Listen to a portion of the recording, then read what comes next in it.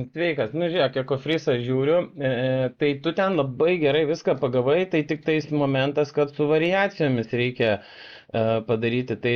arba aš gal nerandu. Žodžiu, matai, kai paspaudi 1 kg, tai čia turi rašyti tipo 1 kg kainą, tai čia sutaps, bet čia kur 3, tai čia tada turi rašyti, žinai,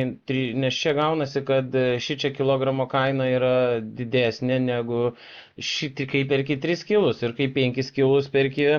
žinai, kilogramo kaina turi būti mažesnė. Aš matau, kad čia yra tas quantity unit label, aš kaip supranta, ne, nu gerai, 1 kg, nu palauk, gal čia taip ir gaunasi, aš gal kažko, žinai, ne, for that unit, nu tai gerai, 10 tarkim,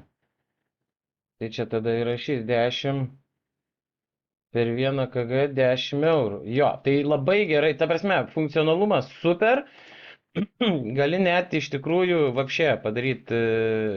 vieną eilutę ne per 2 fildus, o per vieną eilutę gal. Bet esmė, kad matai, deriniuose reikia, kad tas būtų. Ir kai kažkur vat, prie derinio šitas turi įsirašyti tą kainą, ir deriniai kai kurie būna gramais, kiti kilogramais, tai negali būti globalus fildas per kg, tai nors gali ir gali, bet esmė žodžiu reikia, kad ant variacijų veiktų ir keičiant variaciją keistųsi ir šitas šlamštas.